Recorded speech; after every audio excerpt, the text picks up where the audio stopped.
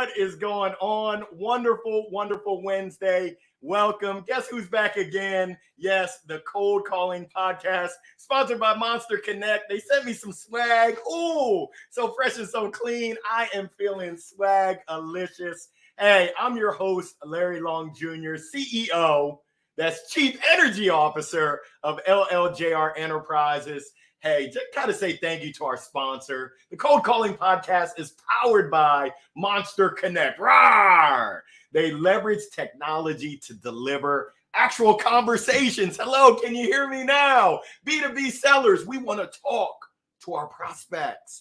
Yeah, forget about all these voicemails. Forget about all the administrative gatekeepers. We want to connect with the decision makers, and that's what Monster Connect provides to you. Now, the Cold Calling Podcast, our hope is to provide you with deep insights. Yes, we are going deep. We are digging in to cold calling, to sales, to help you, sales professionals, sales leaders, take your game to that next level, to not just have success, but to thrive in sales. Now, hey, I am honored today. Ooh, drum roll, please. Oh, wee! Coming live from Liverpool. Yes, that's across the pond. He's a LinkedIn top mentoring voice. He's a telecoms provider. Whoa, I'm getting sweaty up in here just thinking about all the things that he does. He's a sales sector lead, a mentor, a sales and negotiation lecturer. I don't know if he's got the gold mic, but I also know that he's at the University of Liverpool. He's a mentor. He's a general sales enthusiast. He's the host of the Sales Dojo podcast. I think they're at 245 plus episodes. Oh my goodness, with our good friend Susie Matheson, who joined us a few weeks ago. My brother, Chris Dawson. Woo! Let's welcome today's guest. Let's give it up for the undeniable, undisputable sales champion, Leon McCowan. I've got a distinct lack of props this end, Larry. I can only apologize. I was looking for some sunglasses, but I have got a mic. Mine's red, though. Oh, man, I love it. Leon, welcome, welcome, welcome. So great to see you. And, hey, I know I'm entering the dojo, so I'm going to bow. Let's get ready to rumble. Cool. How are you today? Yeah, I'm excellent, Larry. Listen, even if I was having the worst of days and I jumped on with you, mate, I would turn into the best of days very quickly. You're far too kind. Hey, Leon, I like to start off with a segment that I call Who, What, and Why. Who are you? What do you do? And why do you do it? Give our listeners what they want. Cool, yeah. So my name's Leon McCowan. I involved in a couple of businesses in the UK. One of them is called Your Business Mobile. We're a telecoms consultant. We manage mobile phone contracts for a few hundred small businesses in the north of the country. What I do is most of my job in the telecoms business is new business development. That's something I've been doing for 22 years in the telecoms industry and maybe another 2 or 3 in the advertising industry a few years before. And why I do what I do. How long have you got? We are here for you. I want to hear, why do you do what you do? So in terms of the telecoms stuff, I actually completely fell into the industry. So I was selling advertising over the phone 22 years ago. I got a card which had the details of a company which had just set up in Preston, which is just north of Liverpool. I phoned him to try and sell him an advert. He said, phone me on a week, and I phoned him in a week. He said, phone me on Tuesday. I phoned him on Tuesday. Phone me Thursday, phone me Friday, phone me next week, phone me in a day, phone me in an hour. And I was really diligent, and I phoned him for about 6 weeks. And he said to me, why don't you come in tomorrow and I'll buy an advert off you? And I was like, listen, mate, I don't think you understand how this works. I sell advertising over the phone. And he said, if you come in tomorrow, I'll buy the biggest advert that you do. So I was like, okay. So I borrowed my mate's car because I didn't actually own a car at the time. I drove to Preston the next day and he offered me a job. Wow. And that was 22 years ago. I was the first person they took on in the business when they just started a telecoms company. Was a sales rep, then I became a sales manager, then I started managing a team, and then we set up a telemarketing department and a cold calling department. And then we sold that business and we did it again. And we sold that business and we did it again. And then 12, 13 years ago, the business that I was working for at the time went bust. I took a drink for a couple of days and was down in my sorrows. And then I bought the assets of that business and we started doing it for ourselves 2012. We've been doing it for 11 years for ourselves. Goodness, great, Leon. Ooh, I'm gonna have to go back to the replay for that journey, that adventure, the misadventure. Wow. I always say, and if anyone's listening, one of the things I always say to people is like, the best thing that ever happened to me in my career was when I got made redundant. At the time, it was horrid, but it's the best thing that ever happened to me because it made me do something about it, and it gave me that kick up the backside that you need to go and do something. And I started the business myself 11 years ago on the back of being made redundant. Goodness gracious. Well, first things first, the power of persistence. Call me tomorrow. Call me next Tuesday. Call me next. Goodness great. You just don't give up. You don't quit. Do you know what? There's a lesson in that as well, Larry, and I do love lessons. So I was not the best salesperson when I first started selling. But what happened was I was really, really organized. So we're talking 22 years ago. So we didn't have computers on the desk. We had a phone, we had a pack of cigarettes, we had an ashtray, and we had the yellow pages. But I was really organized. So I had a CRM system going with bits of cards. And that was what really helped me. I phoned people when I said I was going to phone them. And I think the lesson for anyone who's listening, that is like being really organized in what you do and doing what you say you're going to do when you say you're going to do it really helps with sales. Because I've read many studies recently on people have been talking about the fact that, you know, people don't follow up. And that's because we're dead busy trying to get our target and get our number. And, oh, there's a big one and that's something interesting. And we get dragged away. And I think if there's a lesson for anyone in terms of what happened with me early in my career, it's definitely doing the follow-up. The fortune was absolutely in the follow-up for me. Wow, I love that. You said say-do ratio, doing what you said you will do, following up, being organized. Oh my goodness. Now we're going to get back because I heard you slipped it in there that y'all had a cold calling department. I want to hear all about it. But first things first, we'll call this segment Spill the Tea. I need you to spill the tea. What is the Sales Dojo? Yeah, sure. So again, Mark Twain said, Larry, there's two most important days of your life, the day that you're born and the day that you find out why. And in 2016, I was doing a management training course with a mentor of mine, John Haynes, who's not with us anymore. What a guy. And I was delivering a talk to other business owners saying that the best part of my career were when I've been working with a sales rep and we have a meeting, you know, a year in or 2 years in and we're chatting and they'll say, Leon, I just want to say thanks. The work we've done together, I've managed to get enough money together in order to be able to get out of debt. Or I've got enough money together to take the kids on the first foreign holiday. Or they'd say, I've got enough money together, I'm going to put a deposit down on a mortgage for a house. And literally, as I was saying this to these other business owners, mate, the sun moved from behind the clouds outside. It shone through the window. It was like, oh. And it was genuinely, it was the day that I found out why. And I went and spoke to, I don't know if you've had Andy Bounds on or if you bumped into him. Andy Bounds is an awesome sales trainer from the UK. And I just messaged Andy. I said, Andy, I really want to do what you do. Can we have a chat? And he gave me some time. And then I spoke to a couple of other people. And I started the Sales Dojo because I was that salesperson who was sat in the car 2 days before the end of the month, not sure how they were going to hit target, wondering how they were going to pay the bills if they didn't hit target. And I wanted to do something for those people because sales training is great, but it's often expensive.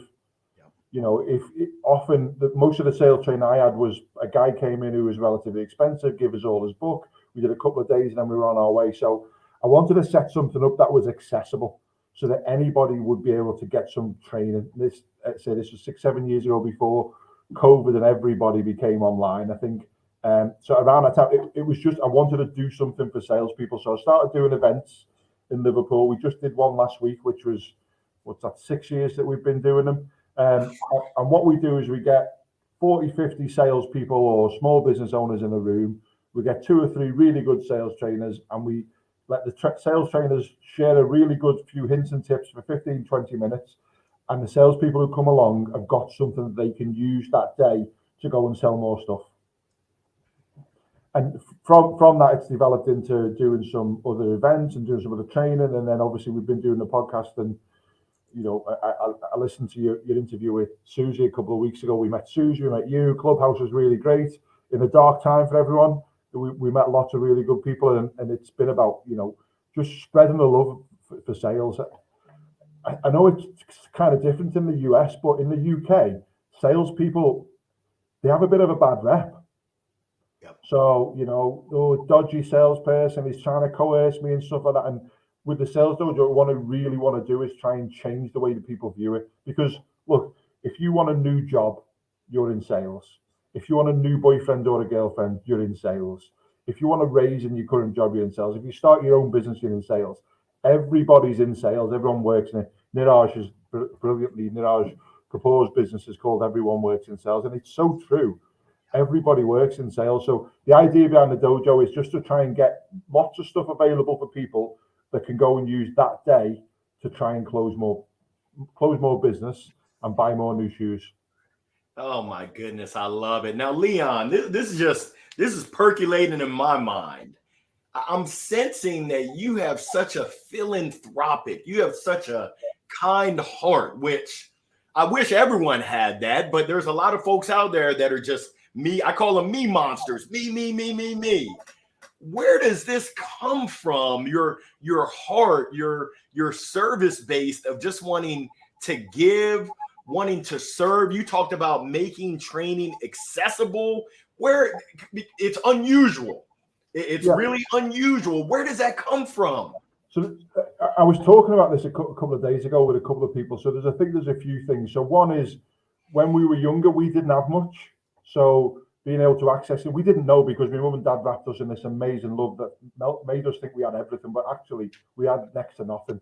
So there's certainly that element of it. There's the fact that I say in the last 20 years, I've probably worked with, trained, coached, hired, fired, and maybe wanted to strangle about 2,000 sales reps in that time. Wow. So I understand what the situation, the challenges that they've got are.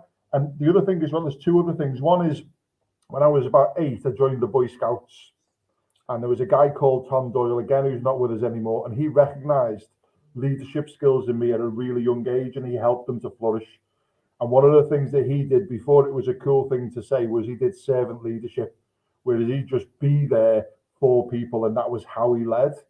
And then the other influence would definitely be from John Haynes, who again sadly passed away a couple of years ago, but he was an amazing guy in Liverpool who just helped as many. He had a dream to help 1 million people to get on, and they've started a foundation in his name since he passed away, and I'm trying to do some work with the foundation now as well to try and continue his great work. Every day when something happens in front of me, I hear John's voice. This is what you should do. This is what you should do. Oh my, Leon. Oh my goodness. And I just put it on there on the banner. Please, to all of our listeners, all of our viewers that are live, that are recording, please connect with Leon. Let's make sure we lift him up and we support him as he supports so many others. I know how it goes. You give and you give and you give. I want to make sure that we give and we support you. His LinkedIn is right there on the ticker. Leon, what is that? Leon YBM and Sales Dojo. So YBM stands for Your Business Mobile. Your Business Mobile Sales Dojo. Let's make sure that we connect with Leon. We support him. We lift him up. Now, you talked about the power of mentoring, and I looked at some of your reviews. People are talking about how the work that you've done, I think at University of Liverpool, the mentorship of you sewing into them has been dynamite. I'm giving you your flowers right now. Now, I want to know, and our listeners want to know, what are some of those lessons, specifically when it comes to cold calling, that you're seeing? What are some of those tips, tricks, and strategies for folks to have success when they're picking up that phone? Yeah, I think the first one is like, if you're worried about cold calling or you're a little bit nervous, that's okay. Because for hundreds of thousands of years, human beings developed a sense of being worried about rejection. So there's nothing you can do. It's going to happen. I think one of the best lessons someone taught me, and I should remember who it is, but I don't, was he said, "Who's the person you've helped the most?" And I was like, "Tell me more about them. What did they look like? How did you help them? What did they do? How's their life different?" And then have a picture of them next to the phone, so that if it was a Stephen, every time you make a phone call, there's another Stephen out there who you really need to help. And that really helps you get through that and try and make some more calls, I find. But yeah, look, I've been making cold calls for 25, 26 years, something like that. And I know what you shouldn't do, and I know what you shouldn't do, but I still have days when call 45, call 46, call 47, and I'm thinking, oh, I need to change my pitch. I'm doing this wrong. I need to go and work in McDonald's. It happens. It's okay. But just sometimes you just need to give your head a little wobble sometimes. Wow. Oh my. So you're telling me a seasoned professional, 20 plus year veteran, expert of the game, still has those thoughts that you're battling to have success. Now I got to ask you, who is the person that you helped most? And do you have a picture of them by your side? I love that advice. So in terms of the telecom stuff, I don't, because I can't really help someone that much with new mobile phones. It's not that sexy. But there was a girl, the first time we ever did a sales dojo event, I was really nervous. Strangely enough, someone tried to break into my house that evening, so I hadn't slept at all. I know, crazy. It just started the drama. So that day, I was really nervous. First time we'd done an event, I was really worried. And about 11 o'clock, a young girl messaged me and said, "Leon, thanks so much. That event was amazing. This guy said this and this and that, and I've done this and this and that, and I've just signed the biggest deal that we've ever done." Now, I won't mention her name in case we're connected and she sees her name and stuff like that, but she's the person that I remember all the time when. So if I get one of the speakers cancelled 2 days before a sales dojo event and I could go, "Oh, I don't want to do this," I'll think, no, just might be that young lady might be in the audience for this day. Wow, that's powerful right there. Now, I love to hear of your events, getting sales professionals, sales leaders together in person. There's nothing that beats that energy. Now, I'm just going to tap into the most recent event that you hosted. What are you hearing? I'm trying to get a pulse of the industry. What are you hearing from sales professionals specifically around cold calling? What's the good word on the street there in Liverpool? Yeah, so in terms of good word, I think one of the things I'm hearing a lot of is about tech stacks and how we're using tech and how we can get this tech and stuff like that. And I think the problem with that comes then that people try and use a tech stack to do the thing that they need to do, which is have a conversation and build a relationship with someone. So often the conversations that we're having at the events or the things I'm talking to people about is, what's the best CRM? Well, the best CRM is the one that you use effectively, because all the others are absolutely useless. And what's the best way to reach people? It's like whichever way they want to be reached. So it could be on the phone, it could be in an email, it could be on a cold call, it could be networking. The best thing to do is try as many of them as you possibly can with someone. But in terms of cold calling, one of the things that because I'm a massive advocate of it because I've been doing it for 25 years. Yep. One of the things that people, when I sit down with someone, we're having a chat, they'll say, "I just can't get a meeting with this person." And I'm like, "Okay, what have you tried?" And say, "I've sent a DM and I've put them on my email list and I've asked for a referral to him." I said, "Have you rang him and asked him if you could actually have a meeting with him?" I'm like, "Oh, no, I haven't done that." I said, "Well, let's do that." And I like doing this where I'll say, "Right, give me the number. Let me make a phone call now and see if I can get set in front of him." And the amount of times that you can have a conversation, and sometimes the key thing with the cold call and stuff is your job isn't to get a sale. Your job is to get the next step in the sale process. Yes. And if the next step is they don't use your product or service and they're not interested, then that's a massive tick. So one of the things I'll always talk to people about with cold calling is having 5, 6, or maybe 7 really good outcomes from a call. So if I give you the example for the telecom stuff that I've been teaching people for 25 years who've worked for me, we know that they need to use mobile phones. So yes or no to that's a tick. We need to know what network they're currently using, how many handsets they've got, when the contract's due up, who the name of the person who deals with it is. So there's 5 there. So every time we make a call, if we get one of them answers, we're a little step closer to getting the business. I love that perspective, and I love to hear that you're sharing that perspective and teaching it to others. You're not keeping these trade secrets to yourself, Leon. I don't think it's a race. I think we can all make it, mate. I think we can all win in the end. Now, I'm curious because you are an expert. I don't know if anyone's told you this, but I'm going to say you are an expert. I'm curious, what are some advanced techniques or strategies for those that might think I've mastered these cold calling, the basics? I've got those mastered. Give me that next level. Give me one or two strategies that you recommend for someone that feels like they're an expert. Yeah, so genuinely, when you said I'm an expert, I had a little bit of a shudder and I felt a little bit awkward about that. And that's because I never feel like I'm an expert. And I think the first problem that you have when you are an expert is when you think you've made it, you haven't. So you need to be always open to learning. You know, we've all been on training courses and the guy says a couple of things we know and we switch our listening ears off and we think, I know this, I don't need to learn. And then we'll miss a little brilliant piece of information that we can use. So I think the first thing is, if you know anyone in sales who's working in sales who thinks they understand it all and they know how to do everything, you need to put that in the bin, because you need to know that every day. I know we mentioned before on the conversation you had with Susie about Clubhouse. One of the things I loved about that, and I love about LinkedIn and the network of salespeople, and through the Sales Impact Academy, is listening to other people's how they say something, what they do. I think the one thing I would say, if I was going to give a tip for someone who thought, is the difference a few of the words in your sentence make to what your actual point is massive. And sometimes you can learn that from someone who's not even in sales.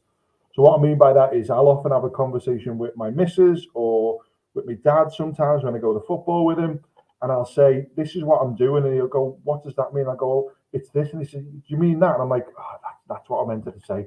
Because I think sometimes when we know what we're talking about and we're really good at it, we get into that habit of saying something that we expect people to understand. And I think the best way to ever try and tell someone what we do or what we want to do is to do it as though they're a 10-year-old. Wow. I love that. And I love how you mentioned that you consider yourself always learning, always growing, always seeking opportunities to improve.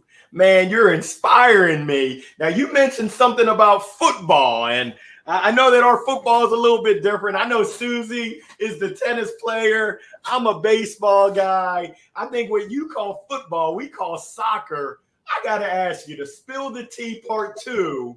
Who's your team? Who's your favorite squad? Yeah, I'm from Liverpool, so there's only 2 choices if you're from Liverpool. It's Liverpool or Everton, and I'm blessed by the fact that my dad was on the right side of the tracks, and I'm a Liverpool fan. I'm not sure when this is going out, but in the last few days, Liverpool beat Everton 2-0 in the local derby, so it's all good. We've got another 3 or 4 months to be in the cocks of the city.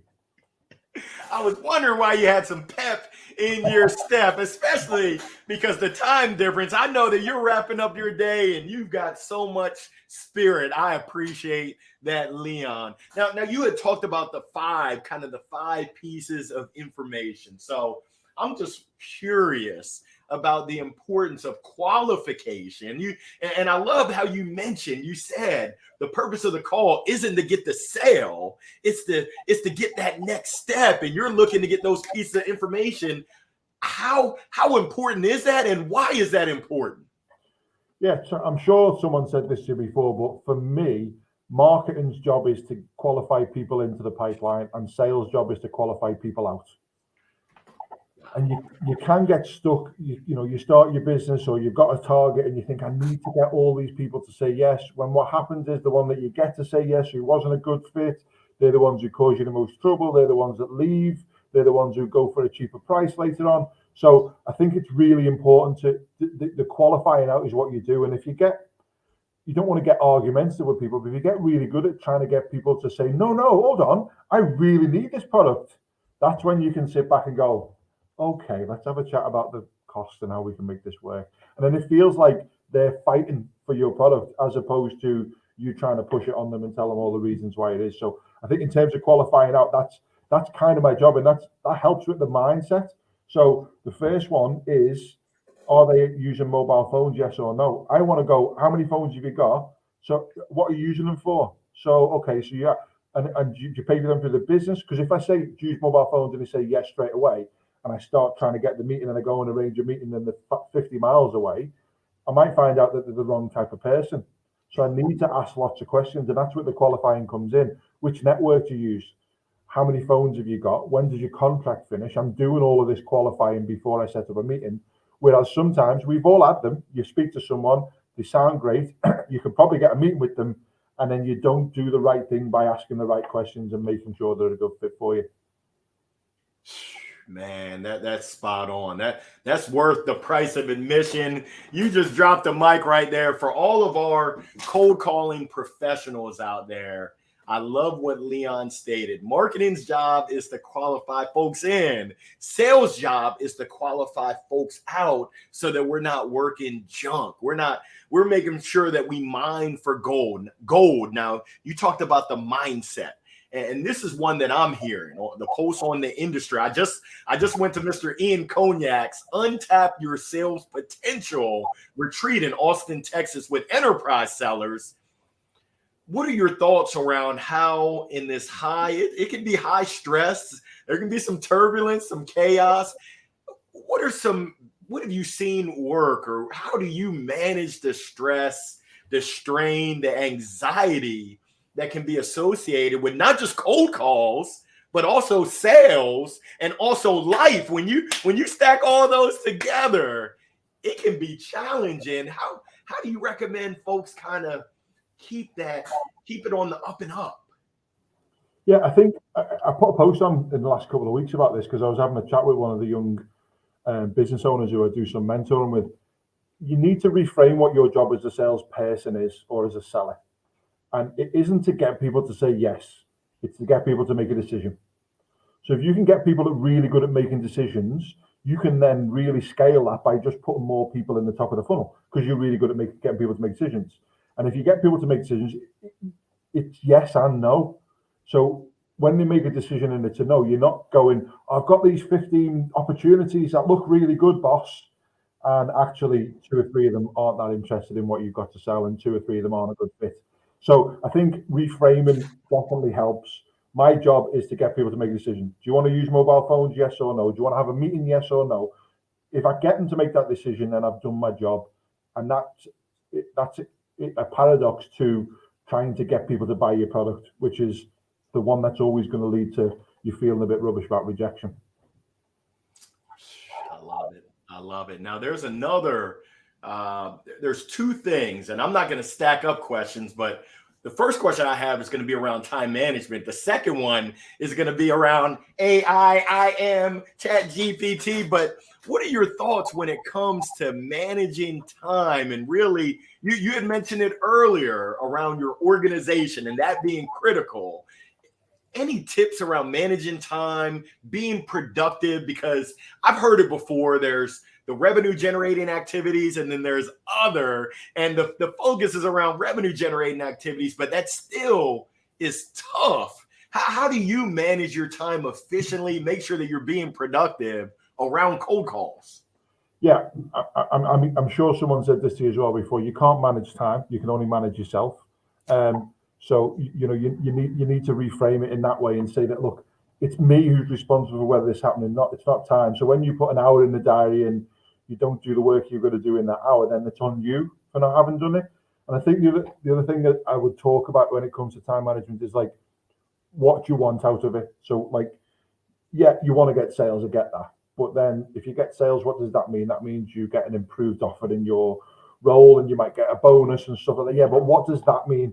So that means I can then have a look at the time I'm spending with my family, and I can spend some time on holiday. All right, okay, what does that mean? That means I can take my child to the Disney World for the first time ever. Now have a look at your day, and you've got 4 1-hour slots in there that are going to help you take your child to Disneyland. What are you going to do? You're going to work in them slots, or you're going to go and have a chat by the coffee machine and take 25 minutes to walk around the corner to get some lunch before sitting down at your desk for an hour. So it's about trying to think about what your big picture on something like that is, as opposed to, micromanager. And Chris Dawson always says it as well, as putting them appointments in. So if it's not in your diary, it shouldn't happen. So, if you're going to do cold calling, people think I'll cold call today. Well, that's not going to happen. You're not going to do a full day of cold calls. You need to be realistic. What you want to do is do 25 to 45 minutes, and then take 10 minutes to go and get a glass of water and stand up and walk over there, and then come back and then repeat the process, because you'll make much more calls than putting a 4-hour block in and you're thinking, oh God, when's this 4 hours? What I'm going to have for lunch? And I forgot to do that thing and need to send that email. And I think the last one is distractions, so it's dead easy to replying to emails is lovely. It's dead nice. It's great. It's talking about John's night out because he's leaving and signing his leaving card, or where we're going to go for lunch. And making phone calls is not so great, because you're going to have to get rejected and you might not answer and they might tell you to go away and die and all of them other things. So you've got to make sure that you do the stuff that you're going to do, which is going to get you the end product, as opposed to being distracted by them things. So switch all your email notifications off. Try and batch process. So rather than, one of the things that we used to do with the guys who were on the phone all the time was just making stuff that is do. So we used to write N2S2 and then the person's name. Need to speak to John. So it's really quick, and then puts it in, rather than I need to speak to John. John usually works on a Thursday, because it's all of these things that suck your time away. And tech stacks are great. And like I said before about the CRM, the one that works for you. What you don't want to become is someone who operates a CRM. You want to be a salesperson. Goodness gracious, I love that. You talked about the bigger vision, peeling that onion back, going deeper. And I love the analogy of Disneyland. You talked about if it's not in your diary, it shouldn't happen, living in distractions. And then this is one I had to take a note on, N2S2. Leon, I love it. I love it. Now, next, I want to hear your thoughts when it comes to Chat GPT and other technological advances. We're seeing AI everywhere that we look. What are your thoughts? So I've gone from being someone who really didn't like it and felt uncomfortable to maybe kind of liking it a little bit, and then thinking, oh, maybe this is not so great, maybe it's good. Look, a lot of times people talk about ChatGPT taking sales roles and stuff like that. ChatGPT will take the jobs of really crap salespeople. They will, but it won't take the job of really good salespeople, because at the end of the day, whether you like it or not, we are human beings who like human-to-human contact. Right. And I will decide that I'm going to order something for £6 off Amazon, no problem, or $6. But I'm not going to buy something for $2,000 on an online thing, because I want to speak to someone. I'm the same guy who still goes into McDonald's, and instead of using the touchscreen, he goes over to the phone and says, "Hi, how are you? How's your day? Can I order a hamburger?" Because we want that, we crave that human interaction. I think the only other thing I would say about it is, I'm old enough to remember when email became a thing, and we were convinced that email was going to mean the end of calling, and you would never call anyone anymore. I'm old enough to remember the fact that the internet and being able to send DMs on social media would mean the end of emails and the end of calling. And I think it's something that's going to become an add-on to what we do, as opposed to replacing it. It'll be, you can use it to use, we talked about that 45 minutes of making calls. You can use it to do some of the stuff that you might be distracted on, but the actual having that conversation, I've heard some, and it sounds okay. And if it's up front and tells me it's ChatGPT, or it tells me up front that it's AI, I kind of get that. But personally, I'm a people person. I'm, high eye on the disc profile and stuff. And I'd have a conversation with someone all day, every day, as opposed to responding to chatbots or that kind of stuff. Wow, I love it. And I appreciate you breaking down your thought process when it comes to Chat GPT. Cold, then hot, then warm, lukewarm, then cold again. It ain't gonna replace people, I hope.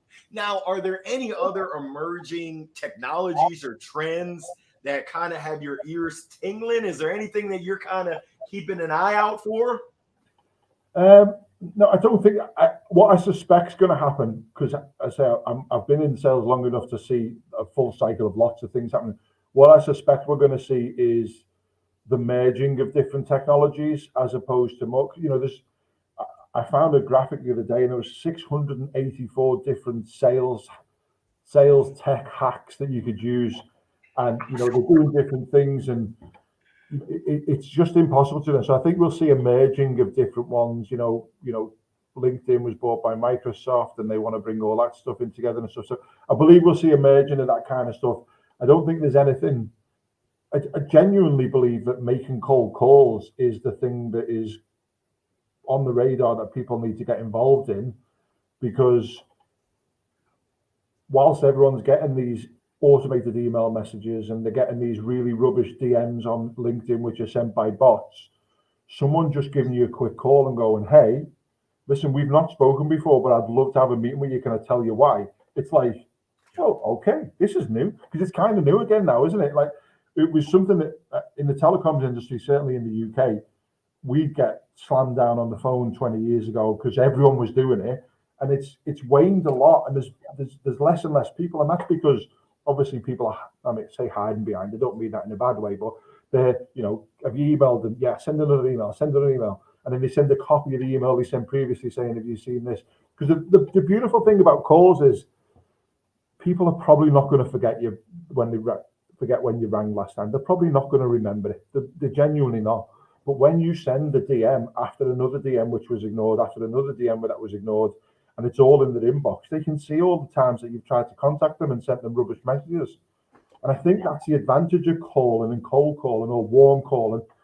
I think warm calling, because of technology with LinkedIn, it's impossible now to phone someone and not have already looked at the website, or looked on the LinkedIn, or found their email, or check their check their Instagram to see where they've gone on holiday. So I think warm calling, I think the trend that I'm hoping isn't actually at the same time, because I want everyone who's in telecoms in the UK to think that cold calling's dead, please, and to stop, because I'm making inroads on that.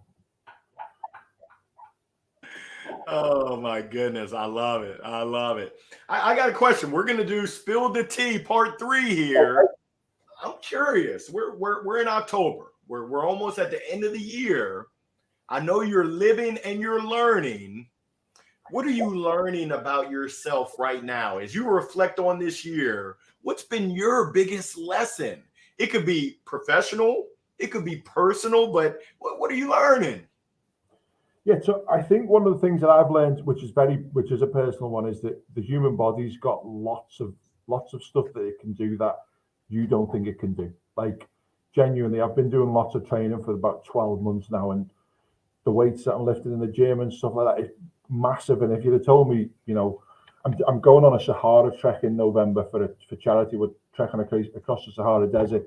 And if you'd have told me 3 years ago that I was going to go and trek across the Sahara Desert, I'd have told you were crazy. Whereas now, it's something that seems like a really natural thing to do. So I think personally, I would say, you're what's that saying? You're smarter than you think, you're stronger than you think, whatever that stuff is. I think that really applies to me in the last 12 months.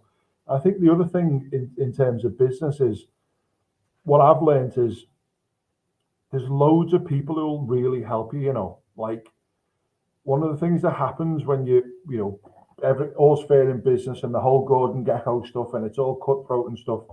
And actually, it's mostly really good people who will give you a hand if you just ask them. And that includes people who you work with, people who, I talked about mentoring. You mentioned mentoring before. I was mentored by people before mentoring was something that people really talked about.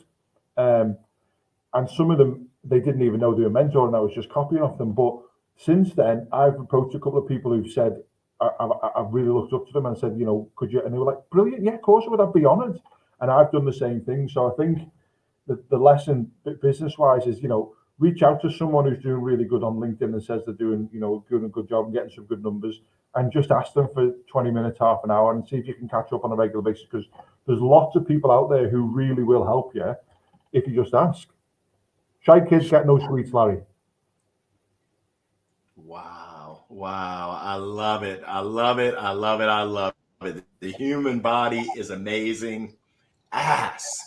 Ask for help. People want to help you. Now, I know that we're getting close to our time, but I got to ask you because I know you started it off sharing about the organization, your ability, your superpower to follow up and follow through.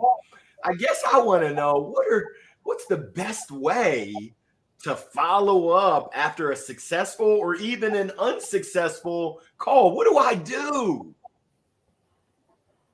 What's the best way to follow? Yeah, so I think we talk a lot about upfront contracting. So when we have a call, I would do that at the end of the call as well. So I'm going to do this at this date by this time. I want you to do this by this time. I'm going to set a little reminder, and then I'll send an email as well saying thanks for your time, great to chat. I'm going to do this and call you this time. If you want to do that, if there's anything else you need from me, give me a shout. Otherwise, I'll speak to you at this point. And then it is CRM, get it in the CRM.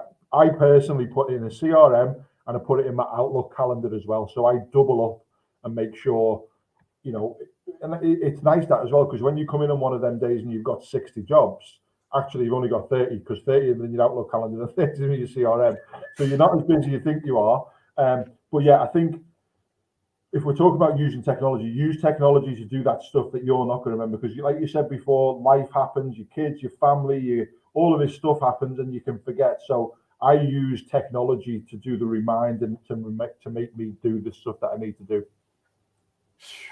That's powerful right there. Powerful. Leon, where can people find you?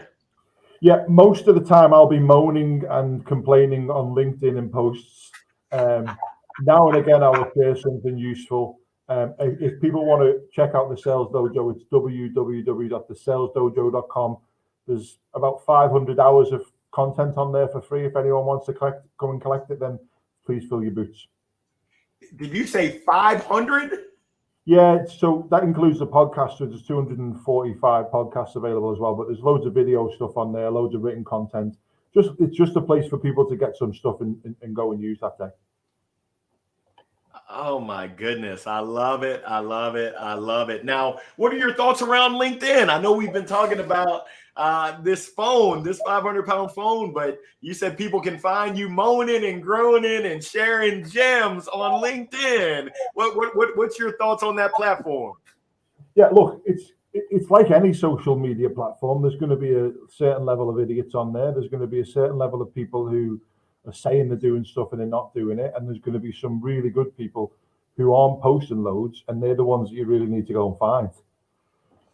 Some people will be posting really good stuff, which is great, but there'll be some really good people who don't hit the algorithm numbers because you haven't got them. So I think if you want to use LinkedIn effectively, you need to go and search for it. I always treat LinkedIn as a networking event, mate. So I imagine LinkedIn as a networking event online. So I'll try and find the people who are on there. I'll look for the people who aren't, maybe checking the comments for people and trying to find who's commenting on good stuff and saying good things, and then connecting with them and just dropping a message. Hey, look, I like what you said. I'd like to hear some more. It'd be great to connect. And you never know where that leads to. Leon, I cannot thank you enough for just sharing your wisdom, dropping knowledge, dropping so many gems. You get the platinum mic for all the gems that you shared. As I look through my notes, some of the highlights of really what stood out was your organization. You're leveraging the CRM, say-do ratio, the power of following up, following through, your lessons that you learned about servant leadership and mentoring, and not just learning, not just being the recipient, but I love how you're paying it forward. You're taking what you've received and you're now passing it along. We learned that you're a Liverpool football fan. Congrats on the big win. I love how you talked about the differentiation and looking at it from the perspective of my goal is to get someone to make a decision, either yes or no, and ideally qualify them out, which I can leverage questions. And then I love how you talked about the time management, limiting distractions, the power of human connection, regardless of any kind of AI and robot. Oh my absolute goodness. You dropped it like it was hot. Thank you. Thank you. Thank you. Do you have any last parting shots before we wrap it up? No, look, I've really enjoyed the conversation, Larry. If anyone has learned anything when they've listened to this podcast, go and share it with somebody else. When you teach someone else something that you've learned, it sticks so much better. So if you've learned something really good today, go and teach somebody else, and we can spread that love, and we can all hopefully close more sales, hit more targets, get paid more commission, and buy lots of new shoes. I know you're suited and booted. I love that. And I remember that from Clubhouse, where you talked about buying some new shoes. Like Leon said, sharing is caring. Reach out and touch someone and spread the goodness. I want to say thank you so much to everyone for tuning in, whether you're live, whether you're checking out the recording later. Reminder, please join us next Wednesday. It's the start of November, November 1st. Same bat time, same bat place, 1 o'clock Eastern, 10 o'clock Pacific. We're gearing up for our guest. She's a sales legend. She's a women in sales advocate, the great Lori Richardson. We'll see you next Wednesday. Thank you again, Leon. We'll holla at you next Wednesday. Peace.